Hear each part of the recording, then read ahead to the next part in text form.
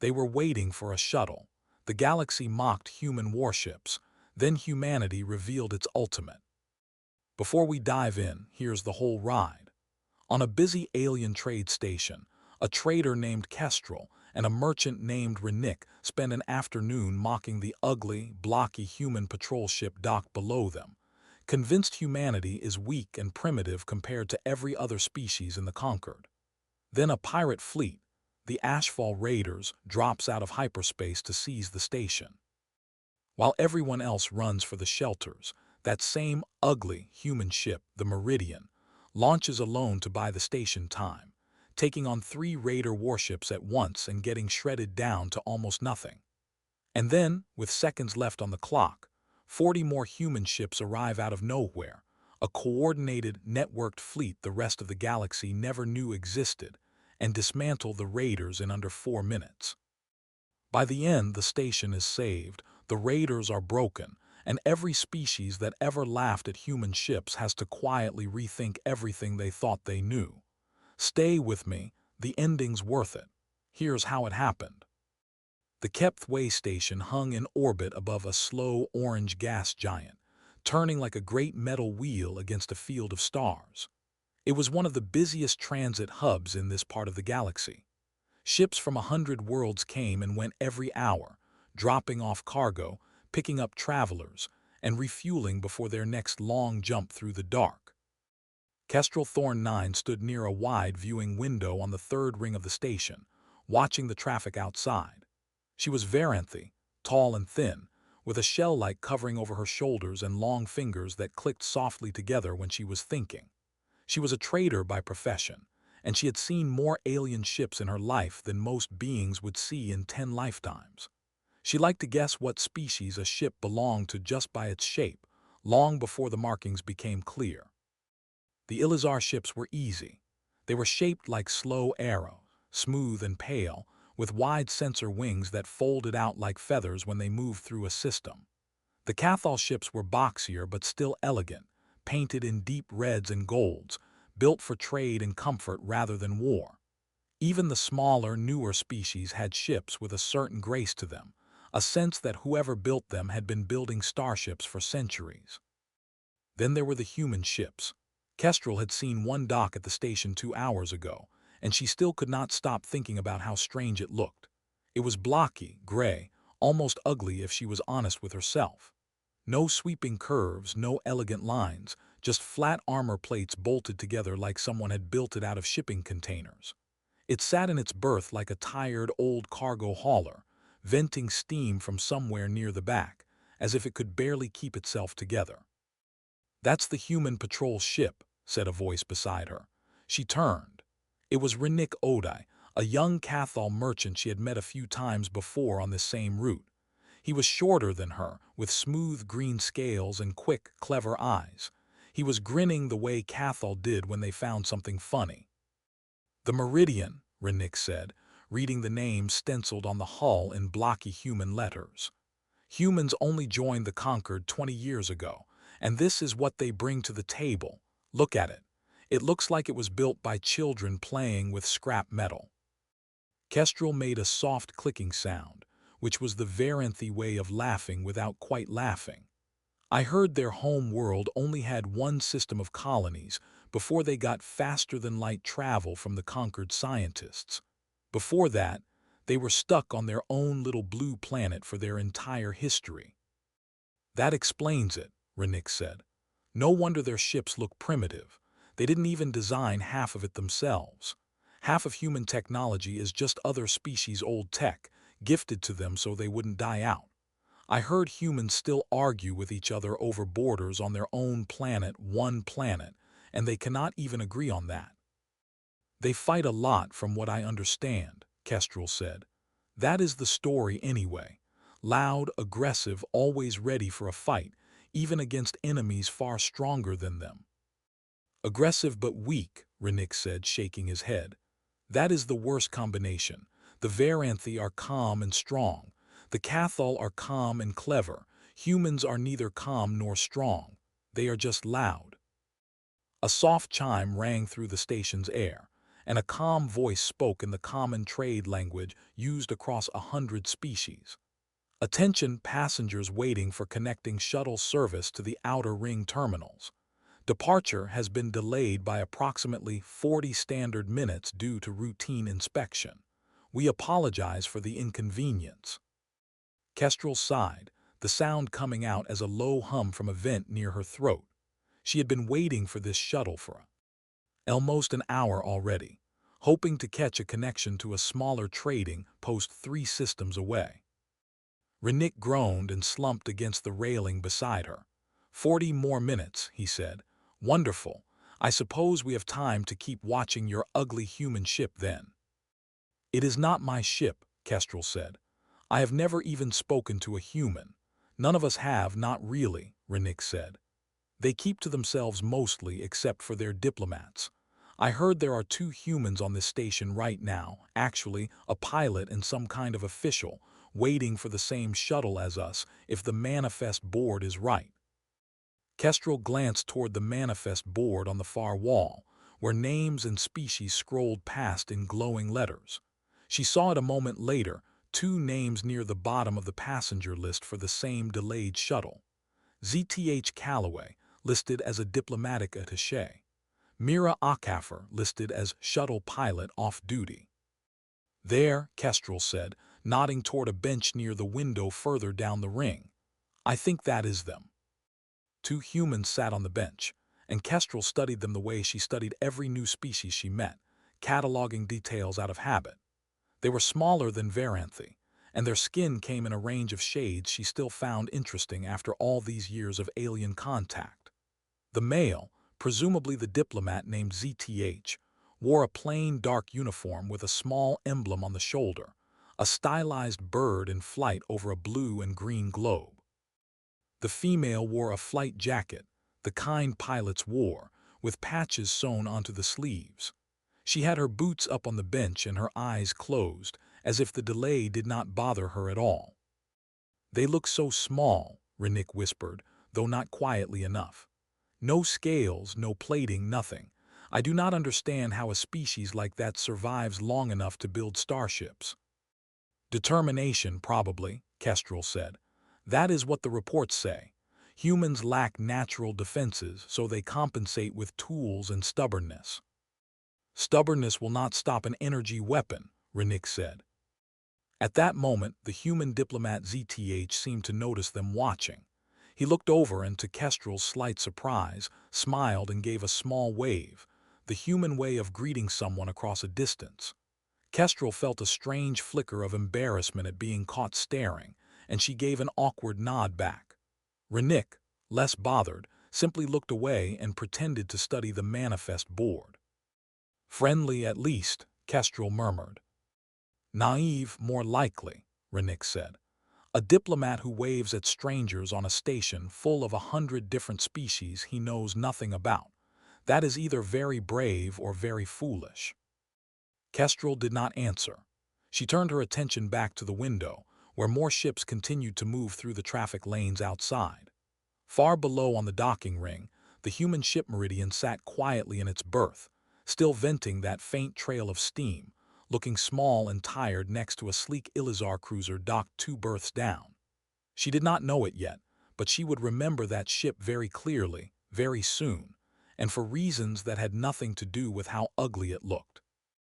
Kestrel had traded with dozens of species over the years, and in her experience, every species had its own reputation among the others, whether earned or not.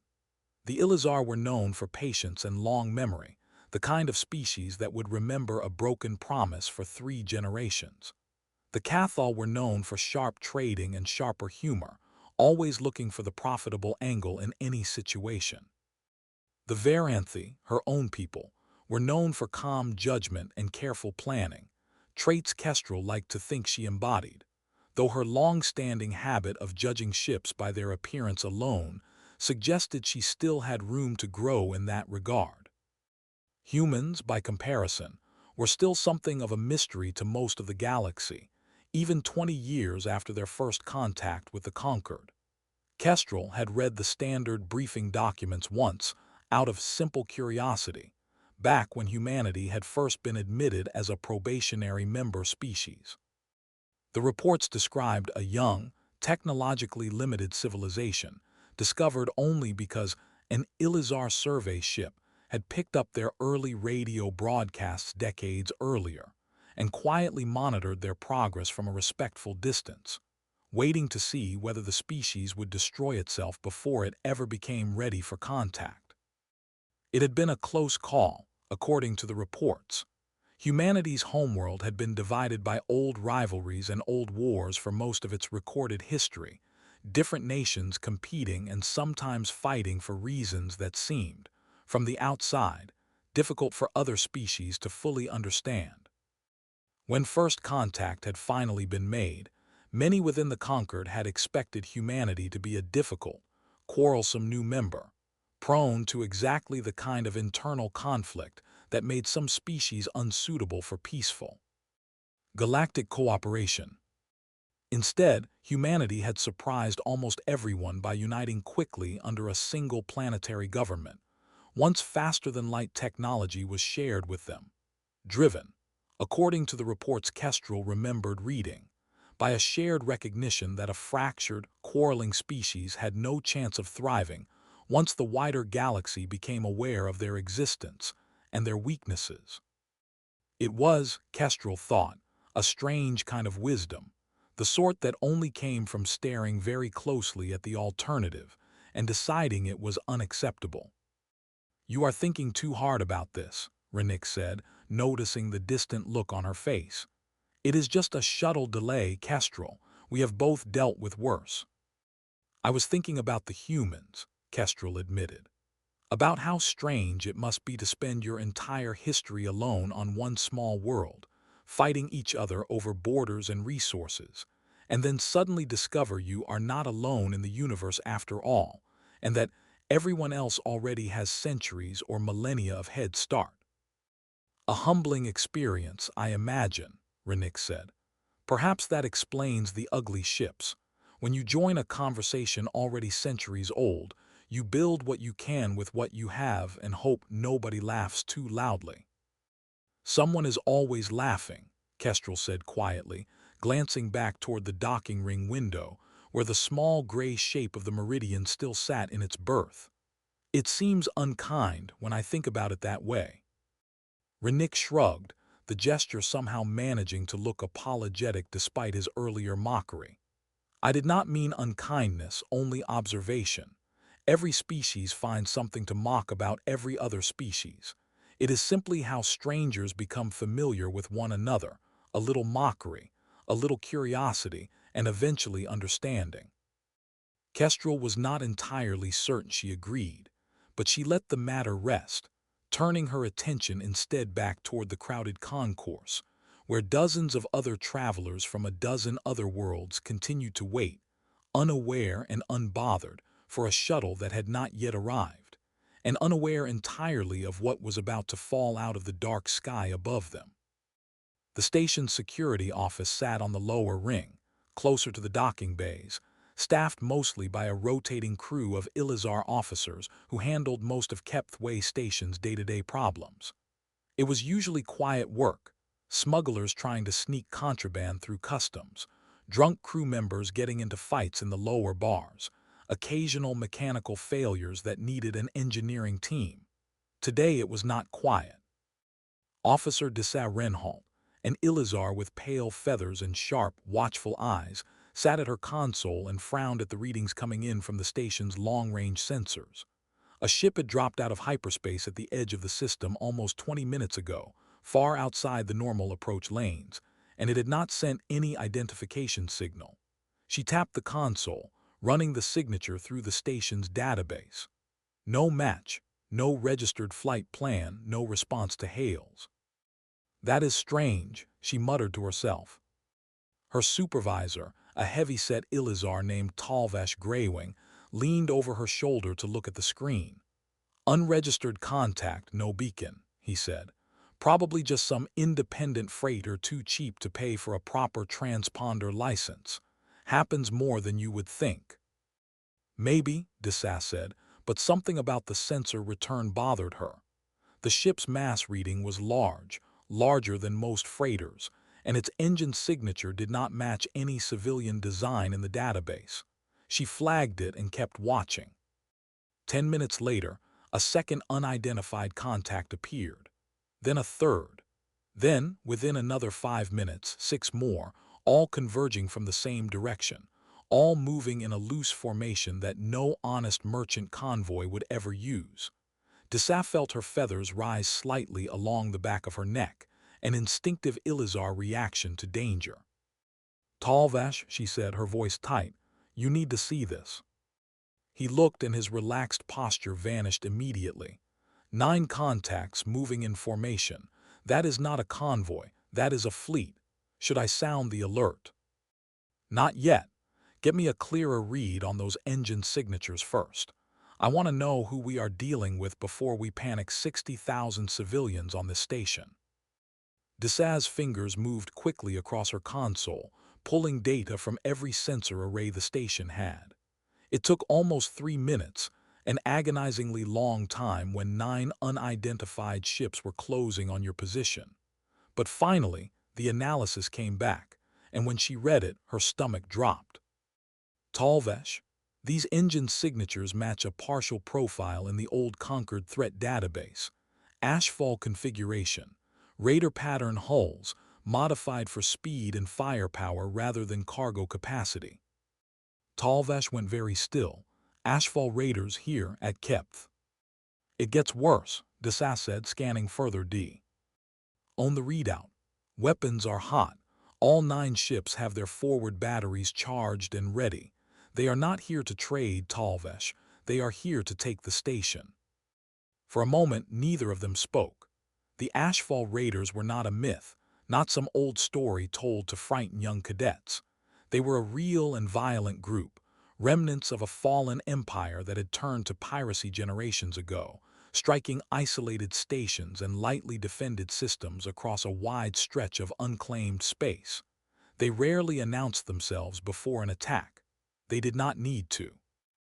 Their reputation for burning entire stations to the ground when resistance was offered had already spread far and wide, which was usually enough to make most victims surrender quickly without a fight.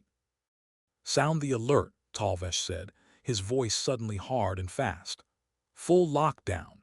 Get every civilian ship in the docking ring moving now and get me the station commander on the line."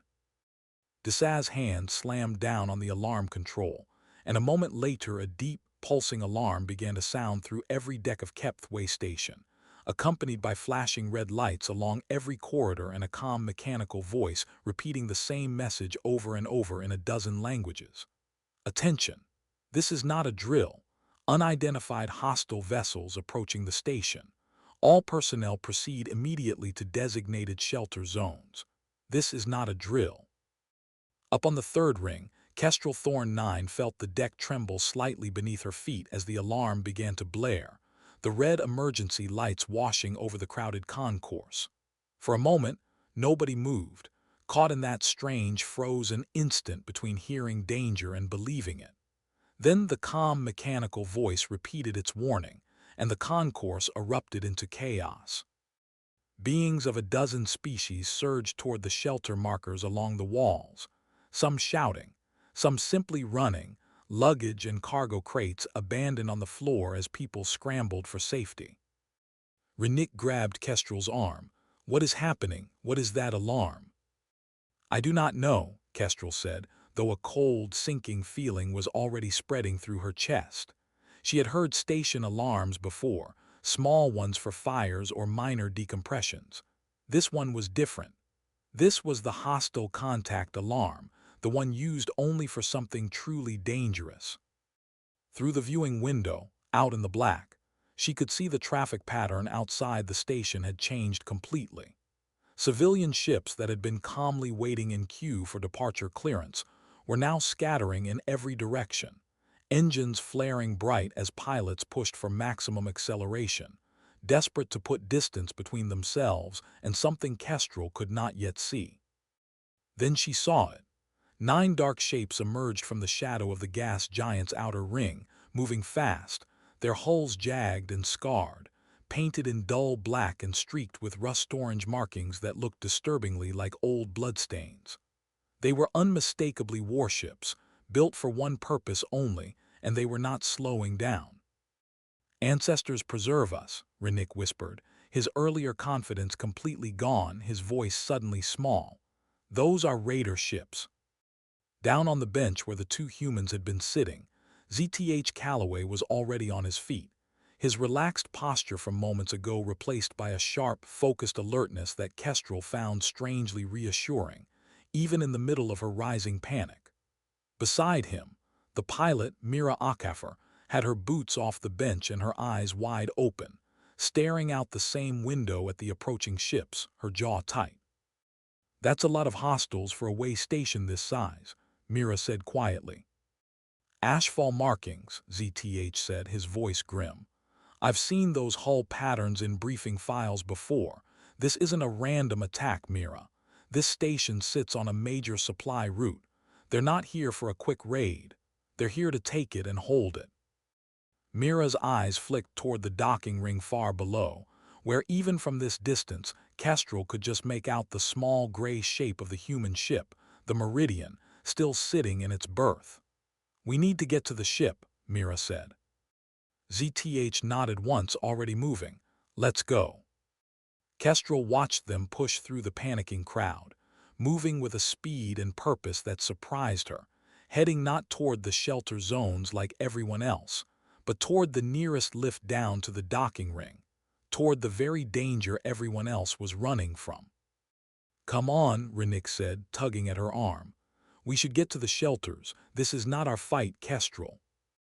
But Kestrel found herself hesitating, watching the two humans disappear into the crowded lift, unable to fully explain, even to herself, why she felt compelled to linger a moment longer instead of following the rest of the crowd toward safety. Around her, the concourse continued to empty out, station staff in bright yellow vests hurrying stragglers toward the marked shelter corridors, their voices calm and practiced despite the obvious tension in their movements. "In a moment," she said, "I want to see." "See what? A battle, Kestrel. That is exactly the kind of thing we should not want to see up close." "Not the battle," Kestrel said, though she was not entirely sure that was true. "I want to understand what I am watching before I decide how frightened to be." Renick made an exasperated sound somewhere between a groan and a laugh, but he did not leave her side, staying close as the crowd thinned around them and the observation deck slowly emptied of everyone, except a stubborn handful of onlookers, too curious or too stunned to look away from the window. Through the reinforced glass, the traffic pattern outside had grown even more chaotic. Ships of every size and shape scattered in every direction as their pilots abandoned the docking queue entirely, some without even bothering to file a proper departure clearance with station control. A dock worker's voice crackled over a nearby speaker, sharp with urgency. "All non-military vessels are ordered to clear the immediate vicinity of the station. Repeat, all non-military vessels, clear the area immediately. Military and defense-registered vessels, report to designated defense stations." Kestrel watched a small Sackle transport ship, barely larger than a shuttle itself, peel away from its berth in a hurried, clumsy burst of acceleration, nearly clipping another departing vessel in its panic to escape the area. She thought distantly that in another hour, this same scene might be remembered very differently by everyone who lived through it, though she had no way of knowing yet just how differently. Nobody on that station did. But in less than an hour, the galaxy's opinion of humanity, and of the small, ugly, unimpressive ship sitting quietly in docking berth 11, was about to change forever. The lift down to the docking ring was packed with panicking bodies, but ZTH Calloway and Mira Akafer pushed through anyway, moving against the tide of civilians rushing toward the shelter zones. ZTH kept one hand on the strap of his bag, the other steadying himself against the wall as the lift shuddered under the weight of too many passengers at once. "Comms are jammed," Mira said, tapping at the small device on her wrist. "Somebody's already running interference. Has to be the Raiders." Figures, ZTH said. Standard Ashfall tactic. Cut off communication first, then hit the defenses while everyone is confused and cannot coordinate. The lift doors opened onto the docking ring, and the noise hit them immediately, a chaotic mix of alarms, shouting dock workers, and the roar of engines as ship after ship undocked in a desperate rush to escape. Cargo crates lay abandoned on the deck. A Cathol merchant crew was arguing loudly with a dock official, trying to force their ship out of its berth ahead of the queue. Mira grabbed ZTH's sleeve and pointed. There, berth 11. They ran. The Meridian sat exactly where they had left it, blocky and gray, still venting that faint trail of steam near the rear stabilizers. Up close, it looked even less impressive than it had from the observation window, its hull scratched and worn from years of use, patched in places with plates that did not quite match the surrounding metal. But the boarding ramp was already lowering as they approached, and a voice called out from the top of it. "Captain wants you both strapped in within 90 seconds, the voice said. It belonged to a young man in a maintenance jumpsuit leaning out of the airlock. "We're prepping for emergency undock." "Copy that," Mira said, already sprinting up the ramp. ZTH followed, glancing back once at the chaos on the docking ring before the airlock sealed behind him with a heavy, reassuring thunk. Inside, the Meridian's corridors were narrow and utilitarian, lit by strips of white light, the walls lined with exposed conduit and pipe that most alien ship designers would have hidden behind smooth paneling. It was not elegant, but everything about it looked solid, built to survive, not to impress. On the bridge, Captain Ria Solano sat in the command chair, her dark hair pulled back tight, her eyes scanning 3 separate displays at once. She was younger than ZTH had expected the first time he met her, but nothing about her manner suggested inexperience. She looked like someone who had done this before, many times, and had never once panicked while doing it. "Diplomat and pilot accounted for," Ria said without turning around. "Good timing. Strap in, both of you. This is about to get loud." "Captain, station security is calling for all combat-capable vessels to assist in the defense," said the ship's tactical officer, a broad-shouldered man named Okonkwo Bassi, from a console near the front of the bridge. 9 hostile contacts. Ashfall configuration, closing fast. Station shields are up, but their weapons batteries are outdated, decades out. Of certification, they won't hold long against a raider fleet. Ria's jaw tightened. Options. "We could undock and run," Okonkwo said. "Nobody would blame us. We're 1 ship against 9, and this isn't even our jurisdiction. Or we buy the station time to get its shields reinforced and its civilians into the shelters, and hope reinforcements are already on the way." Mira, strapping into a jump seat near the back of the bridge, spoke up. "Captain, I flew supply runs through this sector 2 years ago. Nearest Concord defense fleet is at least 6 hours out at best speed. We buy time, or nobody's coming to buy it for us." Ria was quiet for a moment, watching the tactical display where 9 red markers were closing steadily on the pale outline of Keptth Way Station. 60,000 civilians lived and worked on that station. Traders, families, workers, children, and people who had nothing to do with whatever grudge the Ashfall Raiders carried against the wider galaxy. "Okonkwo," Ria said finally, "signal the station. Tell them the Meridian is standing by to assist in station defense." "Captain, with respect," Okonkwo said carefully, "we are 1 patrol vessel. Our main batteries are not built for a fleet engagement of this size." "I know what our main batteries are built for, Lieutenant," Ria said, a faint, tired smile crossing her face. "Signal the station and get me a channel to Fleet Command.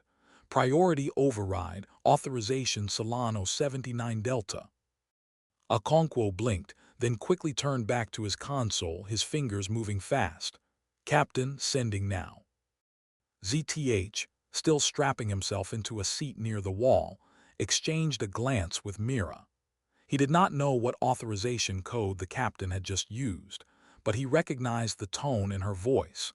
The particular calm that came just before someone did something very deliberate and very dangerous.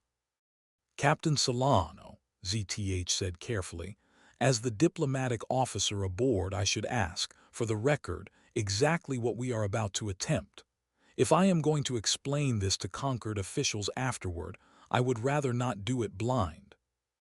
Ria glanced back at him, a faint, tired smile touching the corner of her mouth. We are going to hold a defensive position between the station and the Raider fleet for as long as our shields allow it, Mr. Calloway. That is the honest answer. Everything else is classified above my pay grade to explain in detail, though I suspect you will understand it well enough once it happens. That is not entirely reassuring. It was not meant to be reassuring. It was meant to be honest. Priya, bring us about heading 317, best possible speed. Aye, Captain, Priya said, her hands already moving across the flight console with the ease of long practice.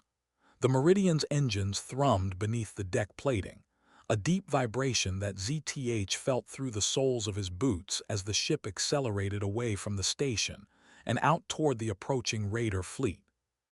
Mira leaned toward ZTH, keeping her voice low. For what it's worth, I've flown with Captain Solano twice before on training exercises. She does not make reckless calls. If she thinks we can hold, we can hold. I appreciate the confidence, ZTH said, though his eyes remained fixed on the tactical display, where the 9 red markers representing the Raider fleet continued their steady approach toward the station's outer ring. I would appreciate it more if I understood exactly what we were waiting for. So would I, Mira admitted quietly. On the main display, the Raider fleet formation began to shift as the Meridian closed the distance, several of the enemy ships adjusting course slightly, clearly registering the presence of a single Concord-affiliated vessel moving to intercept them. Okonkwo's console chimed with an incoming hail, and he glanced toward the captain. Captain, we are being hailed. Unencrypted, open channel. Let's hear it, Ria said. A harsh, distorted voice crackled through the bridge speakers, deep and guttural, carrying an unmistakable note of amusement. Small human ship, this is not your fight. Turn back now and we will let you leave. Interfere and you will burn with the rest of this station. Ria did not hesitate. This is Captain Ria Solano of the Concord vessel Meridian. Keptth Way Station and its civilian population are under the protection of the Concord Defense Charter. You are ordered to stand down and withdraw immediately or face lawful defensive action. A burst of harsh, grating laughter answered her over the open channel. Lawful defensive action from one ship. Brave words, small human. We will remember them briefly before we forget you entirely. The channel closed. Ria's expression did not change, though ZTH noticed her hands tighten almost imperceptibly on the arms of her command chair. Charming, Okonkwo muttered. Noted for the record, Ria said dryly. Helm, take us in. Weapons free the moment we are in range. Real quick before this gets loud, if you were on that station right now, would you be running for the shelters with everyone else? Or would you have stayed at the window like Kestrel did? Tell me in the comments. Now back to the fight. Out on the observation deck of the third ring, Kestrel Thorn 9 pressed herself against the reinforced window, watching the battle begin to unfold in the black outside. Most of the crowd around her had already fled toward the shelters, but a stubborn handful of onlookers remained, unable to look away, held in place by the same terrible fascination that Kestrel felt in her own chest. The station's defense platforms opened fire first, a scattered pattern of energy bolts arcing out from turrets mounted along the outer ring, lighting up the dark like angry red fireflies.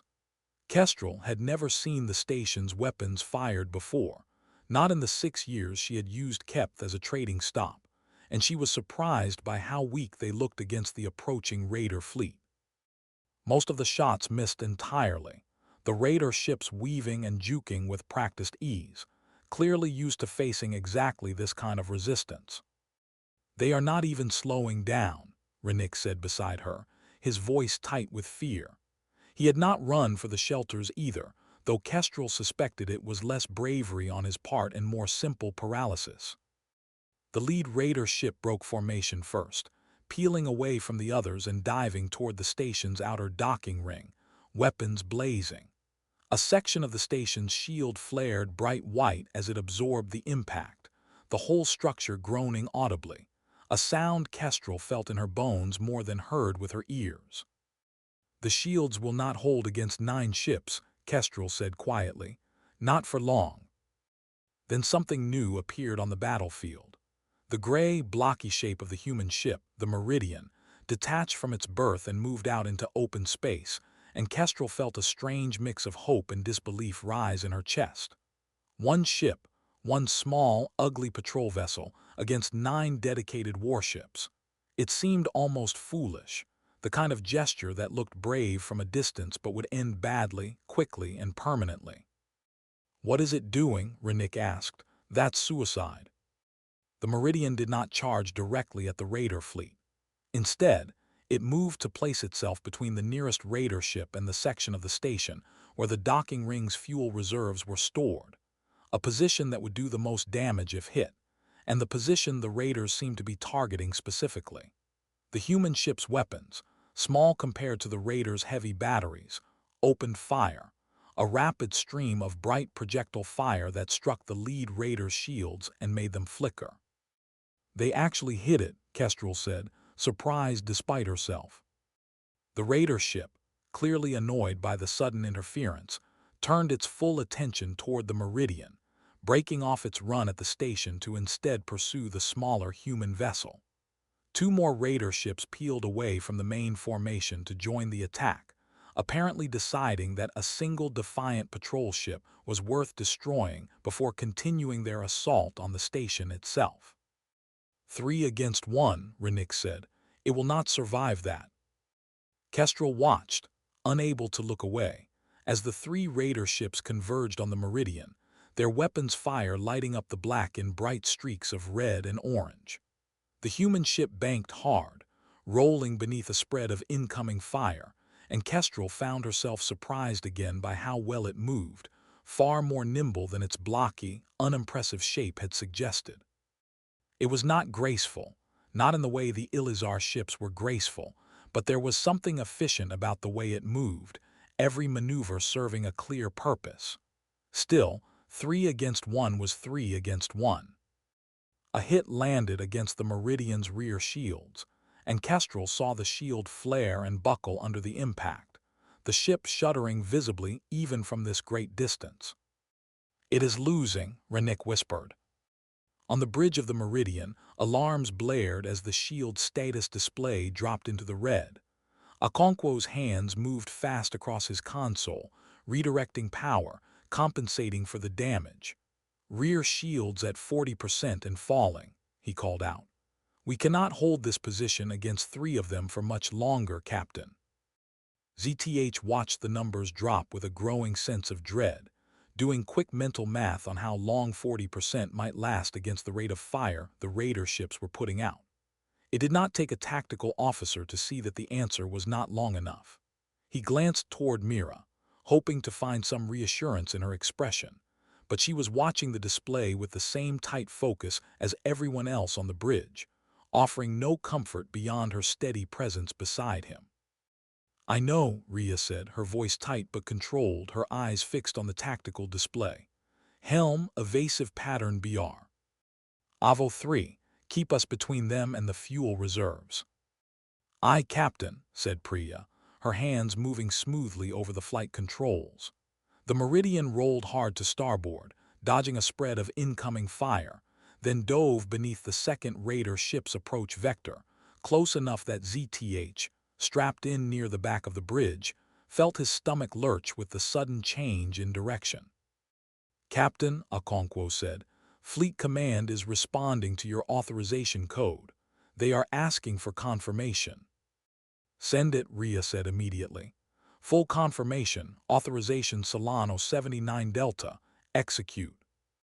There was a brief pause, and then Okonkwo's console chimed with an incoming transmission. His eyes widened slightly as he read it. Then he looked up at the captain, a strange mixture of relief and grim determination crossing his face. "Confirmed, Captain," he said. "Fleet Command acknowledges. Contingency Ashwood is authorized." ZTH, listening from his jump seat, leaned toward Mira. "What is contingency Ashwood?" Mira did not answer immediately. She was watching the tactical display, where a small new marker had just appeared at the very edge of sensor range, far beyond where any of the Raider ships or the station's own sensors could easily detect it. "I don't know exactly," she admitted quietly, "but I've heard rumors. Every Concord fleet officer has heard the rumors, even if nobody official will confirm them. Something about a program humanity has been running since we joined the Concord. Something we never talk about with the other species." On the tactical display, the Meridian shuddered again as another hit landed against its weakened shields, the ship rolling hard to avoid a follow-up strike. Ria's hands gripped the arms of her command chair, her eyes never leaving the display, watching the timer that had just appeared in the corner of her screen, counting down steadily from 4 minutes and 30 seconds. "Hold the line," Ria said, her voice carrying clearly across the bridge, calm despite the chaos, calm despite the shield levels dropping further into the red with every passing second. "Just a little longer. Everyone hold the line." Outside, on the observation deck of Keptth Way Station, Kestrel Thorn 9 watched the small gray ship take another brutal hit, its hull scorched along one side, and she felt certain, absolutely certain, that she was about to watch it die. She had no idea that at that very moment something else was already moving through the dark, far beyond the edge of what any sensor on the station could detect, answering a call that had been sent the instant Captain Ria Solano spoke a single authorization code. Beside her, Renick had gone very quiet, his earlier confidence and easy mockery completely replaced by wide-eyed, silent tension. He gripped the railing in front of the window with both hands, watching the small gray ship weave between 3 much larger pursuers, absorbing hit after hit while somehow, impossibly, refusing to break apart. "I take back what I said earlier," he said finally, his voice barely audible over the noise of the still blaring station alarms, about it looking like it was built by children playing with scrap metal. "You may want to save the apology," Kestrel said quietly, "in case there is no one left to apologize to." Renick did not answer. Around them, the handful of other onlookers who had remained at the window watched in a similar tense silence, some murmuring prayers in their own languages, others simply staring, transfixed, unable to look away from the unfolding battle, even as every instinct told them to seek shelter instead. Kestrel found her own long fingers clicking together rapidly, an anxious habit she rarely indulged in public, but she made no effort to stop herself now. Far below, the human ship rolled hard once more, narrowly avoiding another spread of incoming fire, its damaged hull trailing a thin, glowing stream of venting atmosphere that caught the light of the distant sun in an almost beautiful way, entirely at odds with the danger it represented. Kestrel found herself unexpectedly whispering something that was not quite a prayer and not quite a hope, but somewhere between the two, directed at a ship, and a crew she had mocked from a distance less than 2 hours earlier. The galaxy was about to learn exactly what humanity had been quietly building all this time, out beyond the reach of curious eyes. The Meridian shook again as another blast struck its weakened shields, and this time the lights on the bridge flickered, dimming for a full second before the backup systems kicked in. Somewhere below decks, a damage alarm began to chime, insistent and shrill. "Hull breach, Deck 3, Section C," Okonkwo reported, his voice tight. "Automated bulkhead sealed it off. No casualties, but we cannot take many more hits like that." "Shield status," Ria said. 22% and falling." Ria's eyes flicked to the timer in the corner of the tactical display, 3 minutes and 10 seconds remaining. It felt like an impossibly long time given how fast their shields were dropping. "Priya, give me everything you've got on evasive maneuvers." Okonkwo, keep pushing power to the shields, even if you have to pull it from life support reserves. We just need to survive the next 3 minutes. Aye, Captain. On the tactical display, the 3 Raider ships continued their pursuit, spreading out slightly to catch the Meridian in a crossfire, their weapons' fire lighting up the black around the smaller human vessel in an almost constant barrage. ZTH Calloway gripped the arms of his jump seat, watching the display with a knot of fear tightening in his stomach, though he tried hard not to let it show. Beside him, Mira watched with a different kind of tension, the focused stillness of someone who understood exactly how dangerous their situation was and had chosen to face it anyway. "They're good," Mira murmured, almost to herself, watching Priya's hands move across the flight controls. "Really good. I've flown with a lot of pilots. I haven't seen evasive work like this outside of a training simulator." As if in answer, the Meridian rolled hard, dipping beneath a spread of incoming fire from the lead Raider ship, then cut sharply to port, using the Raider's own bulk to briefly block the second ship's line of fire. It was not the kind of flying that looked impressive from a distance. No dramatic loops or flashy spins, just tight, efficient movement, every maneuver calculated to buy a few more seconds of survival. 2 minutes 40, Okonkwo called out. Shields at 16%. ZTH found himself gripping the edge of his seat so tightly his knuckles had gone pale, watching the numbers fall with a helplessness he was not accustomed to feeling. As a diplomat, he was used to being the one who solved problems through careful words and patient negotiation, not through desperate maneuvers on the edge of a knife.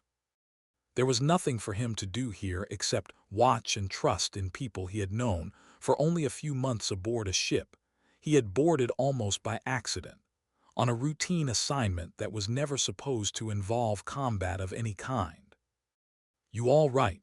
Mira asked quietly, noticing his tension. "Not particularly," ZTH admitted. "Ask me again in 2 minutes." Mira managed a thin, humorless smile.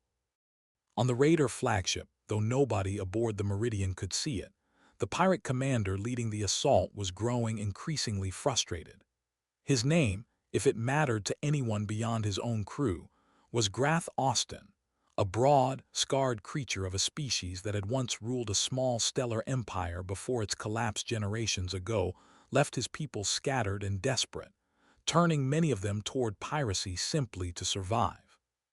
He had led raids on dozens of stations across this stretch of space, and none of them had ever put up this kind of resistance from a single small ship. "Why is that thing still flying?" Grath growled, watching his own tactical display. "Concentrate all fire, I want it destroyed, now." His weapons officer, a nervous, smaller creature crouched at a nearby console, hesitated. "Commander, our shots keep missing. Its evasive pattern is unusual, nothing like Concord military doctrine we have data on." "I do not care how it flies," Grath snapped. "Hit it." He turned away from the weapons officer, studying his own tactical display with growing irritation.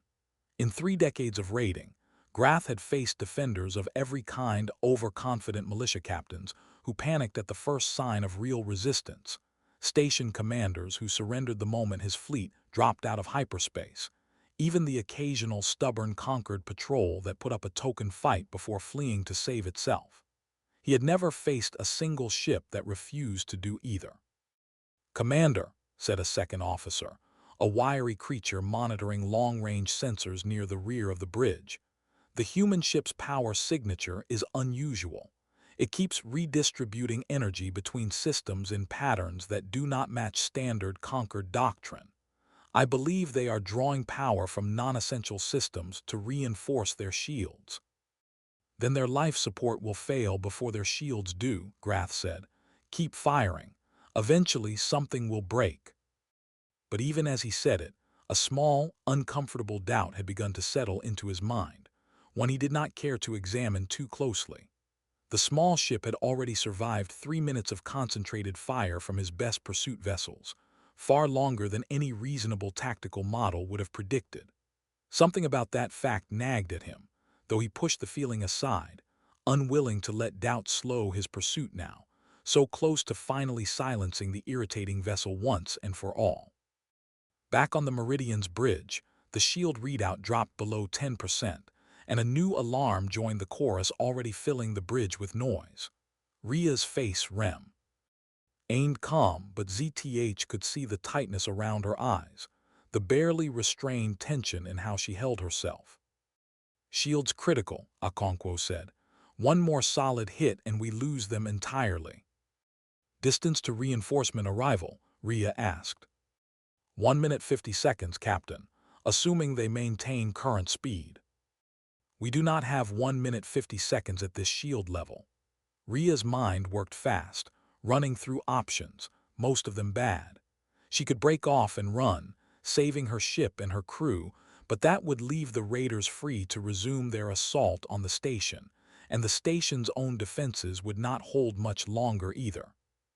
She could try to close the distance and ram one of the raider ships, a desperate last resort that might take one enemy vessel out of the fight but would almost certainly destroy the Meridian in the process.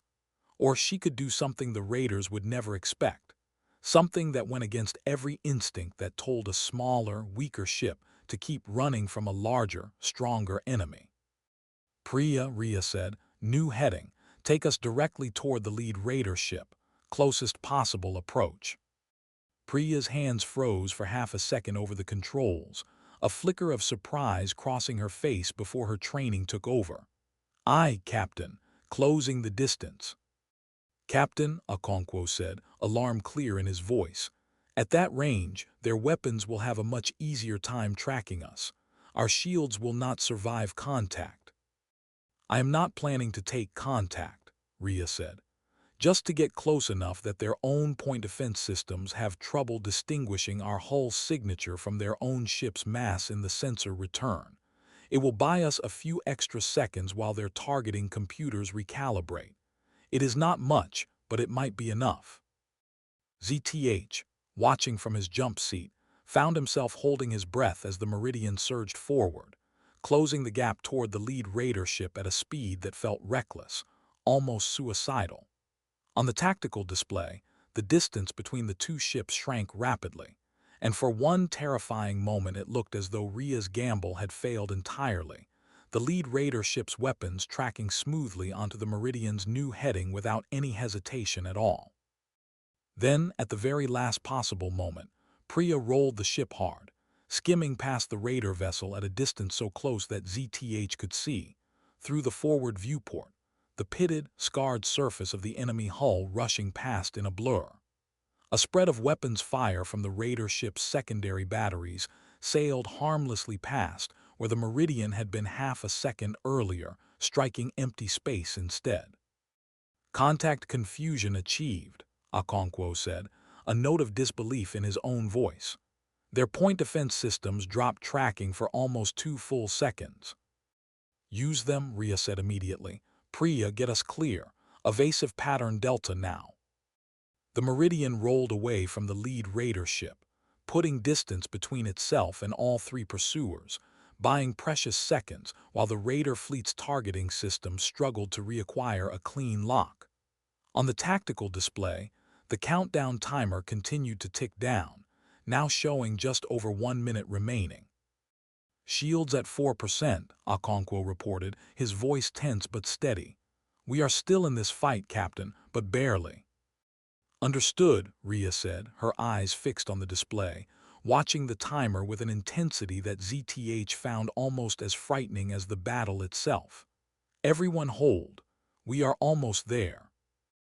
Out on the observation deck of Keptth Way Station, Kestrel Thorn 9 watched the small gray ship execute its daring maneuver with a growing sense of disbelief. She had expected the Meridian to die minutes ago, torn apart by the concentrated fire of 3 raider ships. Instead, it kept flying, kept dodging, kept surviving against odds that should have been overwhelming. "How is it still alive?" Renick whispered beside her, his earlier mockery of human ships nowhere to be found in his voice now, replaced entirely by a kind of stunned respect he clearly had not expected to feel. I do not know, Kestrel admitted, but it is buying the station time. Look, beside them, a young Ilizar technician who had also lingered at the window, instead of fleeing to the shelters, spoke up quietly, her voice trembling slightly. I work in the station's shield control room, 2 decks down. We have been running everything we can into the outer ring, but the emitters were never designed for a sustained assault like this. If that little ship had not drawn 3 of them away, we would already have lost containment on Section 4. How much time do you need? Kestrel asked. I do not know, the technician admitted. More than we have, probably, but every minute helps. She pointed toward the station's own defense platforms, which had used the reprieve granted by the Meridian's distraction to reinforce the shields along the outer ring, each shimmer of energy across the docking sections growing visibly stronger even as they watched. Somewhere below, station engineering crews were working desperately to route additional power to the beleaguered defense grid, buying every second the human ship's sacrifice offered them. It cannot last much longer, though, Kestrel said quietly, watching the Meridian take another glancing hit, its hull scorched along one flank, trailing a thin stream of venting atmosphere from somewhere near the rear stabilizers. Look at it. It is barely holding together. Renick did not answer. He simply watched, along with everyone else still gathered at the observation window, as the small, ugly, battered human ship continued its desperate dance against 3 much larger and more powerful enemies, refusing against all apparent reason to break off and run. Why do they not retreat? Renick finally asked, his voice barely above a whisper. Any sane commander would have retreated by now. They cannot win this fight. Kestrel thought about the human diplomat she had seen waving from across the observation deck less than an hour ago, before any of this chaos had begun. She thought about the pilot who had sat beside him, calm and relaxed, boots up on the bench as though nothing in the galaxy could trouble her. Maybe, Kestrel said slowly, they are not trying to win this fight alone. On the tactical display aboard the Meridian, the countdown timer ticked past the 30-second mark, then 20, then 10. Ria Solano watched it with an expression that had shifted subtly from grim determination to something that almost looked like relief. Captain, Okonkwo said, his voice suddenly sharp with surprise, I am reading new contacts. Multiple new contacts entering the system at the very edge of long-range sensors. How many? Ria asked, though something in her tone suggested she already knew the answer would be good news. Okonkwo stared at his readout for a long moment, running the numbers twice to be certain before he looked up, a slow, fierce grin spreading across his face for the first time since the battle had begun. All of them, Captain, he said. It looks like all of them. Confirm that count, Ria said sharply, though the fierce grin spreading across her own face suggested she already trusted the number. Confirmed, Captain, Okonkwo said. The 4th Expeditionary Flotilla, all 40 vessels exactly as scheduled. Estimated time to engagement range, 90 seconds. ZTH felt something loosen in his chest that he had not even realized was tight, a knot of fear he had been carrying since the first Raider ship broke away from its formation to pursue them. Beside him, Mira let out a long, slow breath, some of the tension draining visibly from her shoulders for the first time since the alarm had first sounded across the station. 90 seconds, ZTH repeated. Captain, forgive me, but our shields are at 4%. Can we survive 90 more seconds? We are about to find out, Ria said, though her tone had shifted, the grim determination of the last few minutes softening into something closer to controlled anticipation. Priya, keep us moving. Do not let them get a clean shot. Not now. Not when we are this close. Priya's hands moved with fresh urgency across the flight controls, guiding the battered Meridian through one final series of desperate maneuvers, dodging and weaving between the 3 pursuing Raider ships, whose own weapons fire seemed to grow more frantic and less accurate with every passing second, as though even their attackers could sense that something had fundamentally shifted in the battle's momentum. Before we get to the part everyone's been waiting for, if you've been keeping track, drop your guess in the comments. How many of the 9 Raider ships do you think make it out of this? I'll tell you if you're right. Back to the fight. On the Raider flagship, Grath Austin stared at his own sensor readout in mounting disbelief, watching as 40 new contacts resolved with terrible clarity out of the darkness at the edge of the system, moving in a formation too precise, too disciplined to belong to anything but a serious, well-trained military force. Grath felt the shift in the battle before his sensors even confirmed it. It was an instinct built over decades of raiding, a survivor's sense for when the balance of a fight was about to change. He turned toward his tactical console, already dreading what he would see. "Report," he snapped. His weapons officer's voice cracked slightly as he spoke. "Commander, we are reading a large number of new contacts entering the system. Human configuration. I am counting 40 vessels, Commander, possibly more. Sensors are still refining the count." The bridge of Grath's flagship went silent for a moment, the kind of silence that came from disbelief rather than calm. 40 ships. Keptth Way Station was a mid-sized trade hub, valuable but not important enough, in Grath's estimation, to warrant this kind of overwhelming response. Nothing about his intelligence reports had suggested humanity kept a fleet of this size anywhere near this sector. "That is not possible," Grath said. "Humans do not have 40 combat vessels in this entire region of space. Our intelligence was thorough." "Perhaps our intelligence was wrong, Commander," said a third officer, an older gunner who had served with Grath since the earliest days of his command, when their small raiding band had consisted of only 2 stolen freighters and a handful of desperate crew. "I have raided Concord border systems for 11 years. I have never once seen human forces respond to an attack with anything more than a single patrol ship, sometimes 2. This is different. This is not a patrol response, Commander. This is a prepared response." Grath's mandibles clicked together in an anxious, unconscious gesture, his own species equivalent of nervous tension. A prepared response means they expected an attack. "Or it means they are always prepared," the older gunner said quietly, "and simply choose not to show it until they must." Grath had no answer for that. He watched the new contacts on his display, 40 precise, disciplined shapes, closing the distance with a speed his own ships, built for hit-and-run raiding rather than sustained fleet engagement, could not hope to match. "Commander, the fleet is broadcasting an identification signal now," the weapons officer said, his voice growing more unsteady with every word. "It identifies as the 4th Expeditionary Flotilla, Saul Concord Navy." Grath stared at the display, watching the new contacts resolve into clearer detail as they closed the distance, and for the first time since he had taken command of his own raiding fleet, he felt something close to genuine fear settle into his chest. The approaching ships did not look like the blocky, unimpressive patrol vessel that had been harassing his forces for the past several minutes.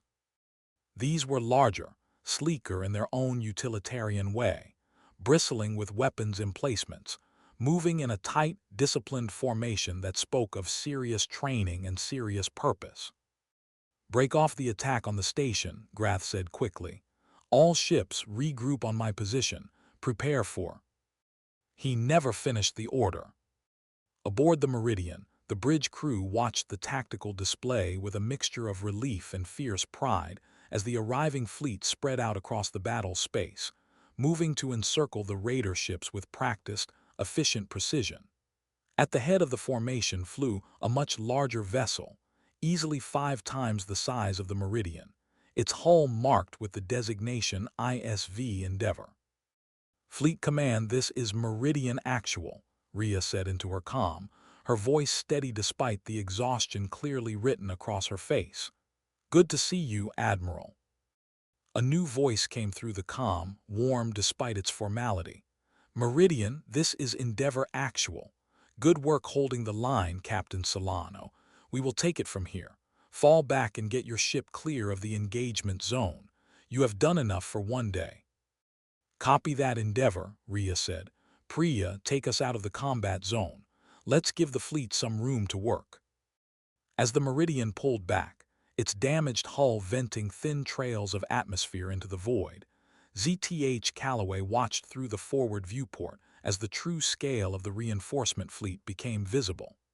It was not simply 40 ships arriving to overwhelm 9 raider vessels through sheer numbers, though the numbers alone would have been enough. It was the manner in which they moved, coordinated with an almost eerie precision, each ship seeming to know exactly where every other ship was, and exactly what role it needed to play in the unfolding engagement, all without a wasted motion or a moment of confusion. "What are we looking at?" ZTH asked quietly, more to himself than to anyone else on the bridge. Mira, sitting beside him, answered anyway. "Network combat AI," she said. "I've heard whispers about it in pilot circles, but I never actually saw it in action before. Every ship in that fleet is sharing targeting data, sensor feeds, tactical calculations, all in real time, all instantly. It is not 40 separate ships fighting 9 raiders. It is one combat system split across 40 hulls, fighting 9 raiders who are each fighting completely alone." On the tactical display, the difference became brutally clear within moments. The raider ships, which had fought with brutal effectiveness against the lone Meridian, found themselves utterly overwhelmed the instant the human fleet closed to engagement range. Every maneuver a raider pilot attempted seemed to be anticipated a fraction of a second before it happened. Every gap in the raider formation was exploited instantly by whichever human vessel happened to have the best firing angle. It was not a battle of individual ships against individual ships. It was a battle of one coordinated intelligence against 9 desperate, isolated combatants, each fighting blind compared to their opponents. "Ancestors," Okonkwo murmured, watching the display with something between professional admiration and genuine awe, despite having served aboard a human vessel for years and having some idea of what the fleet was capable of. "I've read the specs. I've run the simulations. I have never actually seen the network run at full engagement capacity before." Out on the observation deck of Keptth Way Station, Kestrel Thorn 9 watched the battle's sudden and total reversal with a growing sense of disbelief that bordered on something almost spiritual. Where moments ago she had watched a single small human ship struggle desperately against overwhelming odds, she now watched an entire fleet of human vessels dismantle a feared raider force with a speed and coordination that defied everything she had ever believed about human military capability. "That is not possible," Rennick said, his voice hollow with shock. 40 ships appearing from nowhere moving like that. How did nobody know humanity had this?" "Maybe nobody was supposed to know," Kestrel said slowly, watching as one raider ship after another lost power, its weapons going dark, its shields collapsing under a barrage of precisely coordinated fire. "Maybe that is exactly the point." Around them, other beings who had remained at the observation windows, despite the danger, began to murmur among themselves, a rising tide of confused, awestruck conversation in a dozen different languages, all expressing some version of the same disbelief. The mocking laughter that had filled this same observation deck barely an hour ago, directed at the blocky, unimpressive shape of the human patrol ship, had vanished completely, replaced by something closer to reverent silence. One of the raider ships attempted a desperate breakaway maneuver, diving toward the gas giant's upper atmosphere in a bid to use the planet's turbulent weather patterns as cover from sensor tracking, a tactic that had apparently worked for this same crew on at least one previous occasion. Based on the confident way the pilot executed the maneuver, 2 human vessels peeled off from the main formation to intercept, closing the gap with a calm, unhurried precision that suggested the maneuver had already been anticipated, perhaps even simulated in advance, long before the raider pilot ever attempted it. "They know our tactics," the older gunner said, watching the intercept unfold on Grath's own display. "Commander, I do not think this is our first appearance in their threat assessments." Grath said nothing, watching in grim silence as his fleeing ship was quickly boxed in, its engines disabled by a precise strike that left the hull otherwise intact, a level of restraint and control that unsettled him more than outright destruction would have. These were not gunners simply trying to kill as many raiders as possible.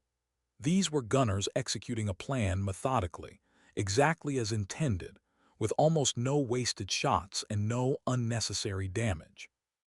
One by one, the raider ships either surrendered, their weapons and engines disabled by precise, almost surgical strikes from the human fleet, or attempted to flee back toward the edge of the system, only to find their retreat routes calmly and efficiently cut off by ships that seemed to have anticipated exactly where they would try to run. Grath Austin's own flagship, badly damaged and stripped of most of its weapons capability within the first 2 minutes of the engagement, drifted dead in space, its bridge crew staring in stunned silence at the wreckage of what had, until very recently, been one of the most feared raiding fleets in this stretch of the galaxy. The older gunner moved to comply, then paused, glancing back at his commander with an expression that carried more sympathy than Grath expected from a crew member he had led into so many dangerous engagements over the years. "Commander, for what it is worth, no one could have predicted this. Our intelligence on human capability was consistent with every other raid we have run against conquered border systems for over a decade." "That is little comfort now," Grath said, watching through the forward viewport as one of the human vessels drew closer, its weapons trained but not firing, waiting patiently for his crew's formal surrender. "We believed the stories. The same stories everyone in this sector believed. Weak ships, weak resolve, a young species playing at being part of a galaxy it did not yet understand. We were fools to believe it so completely." "Perhaps," the gunner said, "or perhaps humanity simply wanted us to believe it, Commander, and made very sure we had every reason to." Grath said nothing further, watching in grim silence as his ruined flagship drifted, powerless, among the wreckage of what had until very recently been the most feared raiding fleet in this stretch of the galaxy. "Signal them," Grath said finally, his voice hollow with defeat. "Tell them we surrender, tell them whatever they want to hear." Aboard the Endeavour, Admiral Teresa Nkemelu watched the final moments of the engagement from her command chair with the calm, practiced patience of someone who had overseen dozens of similar operations, though none perhaps with quite this level of public visibility. The battle had lasted less than 4 minutes from the moment her fleet arrived, a fact that would undoubtedly find its way into military histories and public reports across 100 different worlds within the next several days. "All hostile vessels neutralized, Admiral," reported her tactical officer, a sharp-eyed man named Dario Finn. "2 destroyed outright, 7 disabled and requesting surrender terms. 0 casualties among our own fleet." "Good work, all of you," Teresa said, allowing herself a small, tired smile. "Signal the station. Let them know the threat has been neutralized and that we will be coordinating with their security forces on prisoner transfer and salvage operations." "Aye, Admiral. Casualties among the raider crews?" "Minimal, Admiral. Our strikes targeted engines and weapon systems specifically, per standard engagement protocol. Enemy crews are largely intact and will be processed according to Concord prisoner of war conventions once transferred." Teresa nodded, satisfied. It had been a deliberate part of the doctrine from the very beginning, one she had argued for personally during the program's earliest planning sessions years ago. Precision over annihilation, wherever precision was possible. Destroying an enemy fleet outright was easy, given the network's coordination advantages. Disabling it cleanly, minimizing casualties even among hostile forces, required considerably more discipline and considerably more restraint. It was a harder standard to meet, but Teresa had always believed it mattered, both for the crews who had to live with the memory of the battle afterward, and for the reputation humanity would carry into every future encounter across a galaxy that was, whether it always seemed like it or not, still watching and still judging. Teresa turned her attention to a secondary display, where a live feed from Keptth Way Station's own public sensors showed the aftermath of the brief but decisive engagement.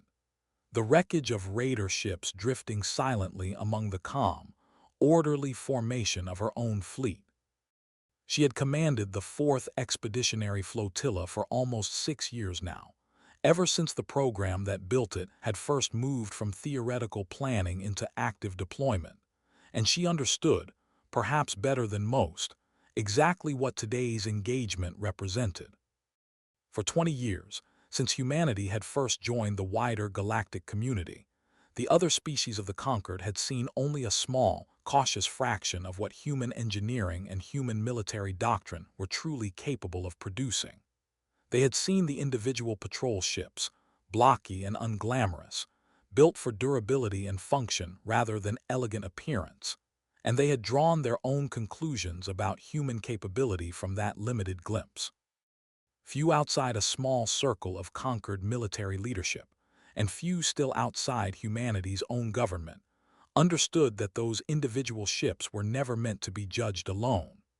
They were nodes, pieces of a larger system, one designed from the very beginning around a philosophy that had guided human military thinking since long before humanity ever left its own solar system. No single unit needed to be the strongest, the fastest, or the most impressive, so long as the network connecting all of them together was faster, smarter, and more coordinated than anything any single opponent could bring to bear. Today, for the first time in a public engagement witnessed by dozens of species across a busy interstellar way station, that network had been allowed to show exactly what it could do. "Admiral," Dario said, "the station commander is requesting a direct channel. He says half the station is already asking questions about what they just witnessed." Teresa's smile widened slightly, though there was a certain weariness in it too, the tiredness of someone who had known this moment was coming for a long time and had hoped, perhaps foolishly, that it might have arrived under gentler circumstances. "Open the channel," she said. "It seems the galaxy has some questions for us." In the hours after the battle, Keptth Way Station slowly returned to something resembling normal operation, though nothing about the atmosphere on board felt quite the same as it had before the alarm sounded. Repair crews moved through the outer docking ring, patching damaged sections of hull and restoring power to the sections that had lost it during the brief but intense engagement. Civilians who had huddled in the shelter zones began to emerge, cautious at first, then increasingly curious as word spread of exactly what had happened outside the station's windows while they hid. Kestrel Thorn 9 had not moved from the observation deck the entire time. She stood near the same reinforced window where she had watched the battle unfold, now looking out at a very different scene. The wreckage of 2 destroyed raider ships drifted quietly among the debris field, slowly being gathered by salvage tugs. 7 more raider vessels sat disabled and under guard, their crews already transferred to holding cells aboard the human fleet for eventual processing under Concord law. And spread across the system in a calm, orderly formation, 40 human warships held their positions, an overwhelming and undeniable presence that, less than a day ago, Kestrel would have sworn could not possibly exist. "I still cannot believe it," Rennick said beside her, his voice quieter and more thoughtful than she had ever heard it. He had stayed with her the entire time, watching the aftermath unfold in a kind of stunned silence that had only slowly begun to lift. 40 ships, coordinated like that, and we never knew. Nobody knew. "Somebody knew," Kestrel said. "The Concord Military Command must have known, at least in outline. This is not the kind of thing you build overnight." "Then why keep it secret? Why let the rest of the galaxy think humans were weak for 20 years, if this is what you were truly capable of the entire time?" Kestrel considered the question carefully before answering, turning it over in her mind the way she turned over the value of an unfamiliar trade good, trying to understand its true worth before committing to any judgment. "Perhaps," she said slowly, "because it was safer that way. A species that everyone underestimates has room to grow, to build, to prepare, without inviting the kind of attention or fear that a visibly powerful new arrival to galactic society might attract.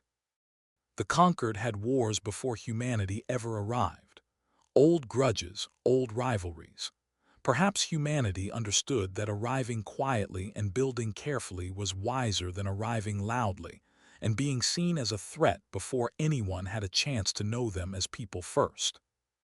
Renick was silent for a long moment, watching the distant shapes of the human fleet through the window. "That ship," he finally said. "The little gray one, the Meridian, it looks so weak. I mocked it, Kestrel. I stood right here and mocked it less than 2 hours ago." "So did I," Kestrel admitted. "In my own way. It held off 3 raider ships alone, long enough for that entire fleet to arrive. It was never weak. It was exactly strong enough to do exactly what it needed to do for exactly as long as it needed to do it. And I judged it by how it looked instead of what it was built to accomplish." Kestrel made her soft clicking sound again, though this time it did not carry the same easy humor it had earlier that day. A lesson worth remembering perhaps for both of us. Aboard the Meridian, now docked once more in its berth for emergency repairs, Captain Ria Solano sat in her quarters, finally allowing herself a moment of stillness after hours of coordinating damage reports, casualty assessments, and communications with both station security and fleet command. She was tired in a way that went beyond simple physical exhaustion, the particular tiredness that came after holding a line she had not been entirely certain would hold.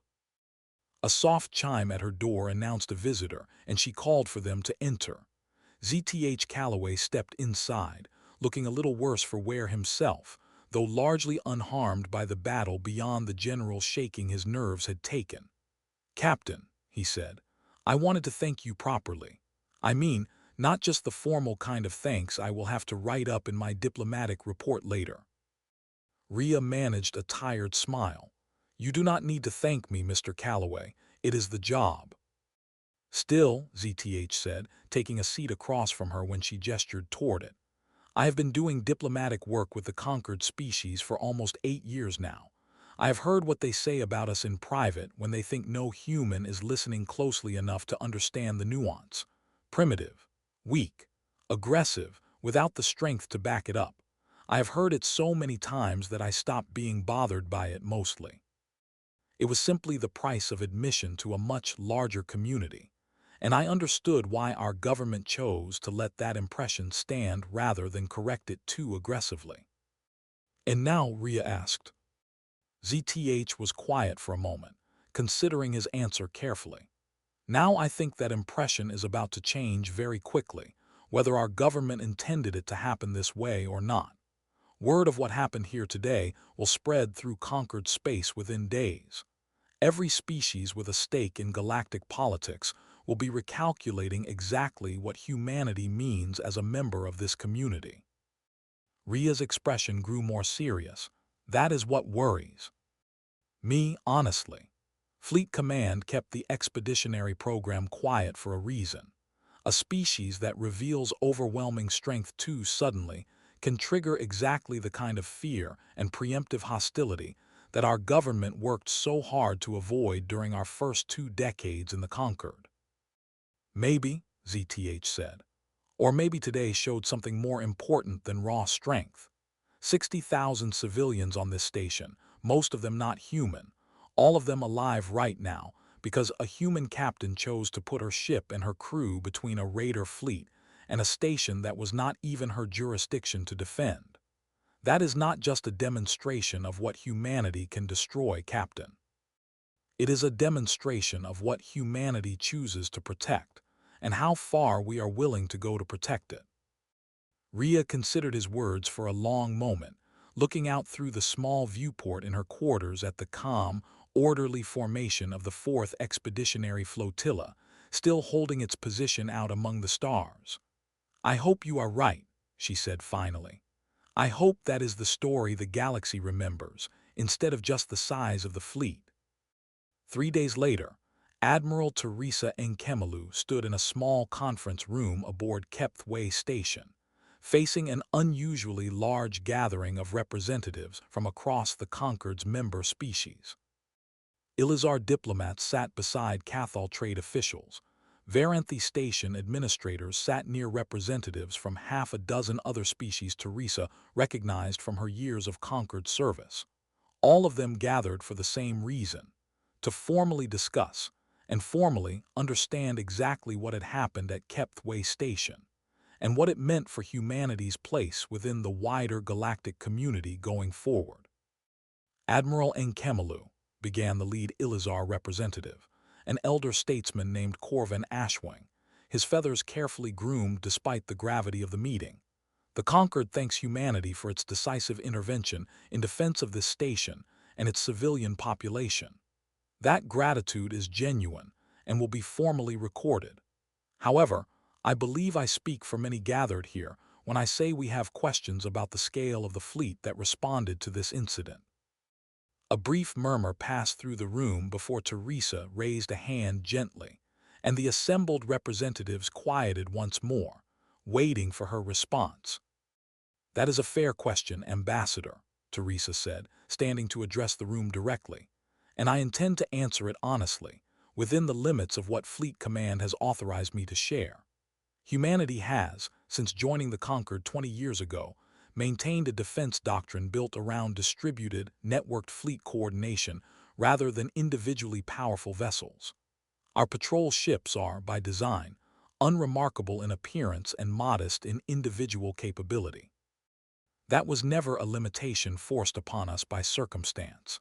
It was a deliberate choice, made because we believed, and still believe, that a galaxy already scarred by old wars and old rivalries did not need another visibly dominant power to fear." A murmur moved through the assembled representatives. "We chose to grow quietly," Teresa continued, "to build our strength gradually and to demonstrate it only when genuinely necessary, rather than parade it as a warning to species we hoped, and still hope, to call friends and partners rather than rivals. What you witnessed here was not the full extent of our capability. It was one flotilla, responding to one crisis in one sector of space.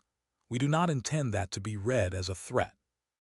We intend it to be read exactly as it happened: a promise kept, to protect this community and the beings within it, whenever and wherever that protection is genuinely needed." A Cathal trade official near the back of the room raised a hand, waiting for Teresa's nod before speaking. "Admiral, forgive the bluntness of the question, but many of my colleagues in the trade guilds will ask it regardless of whether I do. If humanity has been holding back its true military strength for 20 years, how can this Concord trust that you are not still holding back further capability beyond what we saw here today?" Teresa considered the question honestly before answering. "We are, Ambassador. I will not insult this room by pretending otherwise.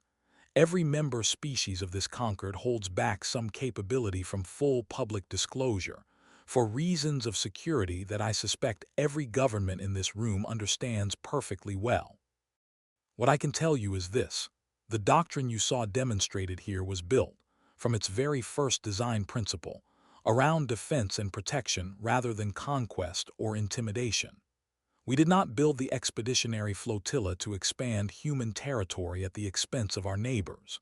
We built it because our own history taught us, at great cost, exactly what happens to a people who wait too long to prepare for danger." Corvin Ashwing was quiet for a long moment, his sharp eyes studying the human admiral carefully. "That is a great deal of trust to ask a nervous galaxy to extend, Admiral, on the strength of a single battle." "It is," Teresa agreed, "which is why humanity does not ask you to extend that trust based on one battle alone. We ask you to judge us the same way you would judge any new member of this community, by our actions over time, consistently applied. Keptth Way Station is not the first time human forces have quietly assisted Concord operations, Ambassador. It is simply the first time we have done so publicly enough that it could not be quietly overlooked. One last thing before we close this out: if this is the first time you've come across this story, let me know down in the comments, and if you want more like it, That's the easiest way to tell me. Now, let's finish it. Back on the observation deck, Kestrel Thorn 9 watched the human fleet begin its slow withdrawal from the system. The 40 ships of the 4th Expeditionary Flotilla forming into a graceful, disciplined formation as they prepared for their departure back toward whatever quiet posting had called them here in the first place. Among them, smaller and more battered than the rest, the Meridian held its place in the formation, its damaged hull already partially repaired, ready to continue whatever patrol duties awaited it next. Renick stood beside her once more, having delayed his own departure by another full day just to see how the situation would resolve. "Will you look at ships differently now?" he asked. "Human ships, I mean." Kestrel thought about the question seriously before answering. "I think," she said slowly, "I will look at everything differently now. Not just human ships. Every ship, every species, every stranger I meet in a place like this. It is easy to judge something by how it looks on the outside, Renick. It is much harder and much more valuable to understand what it is truly built to do and why."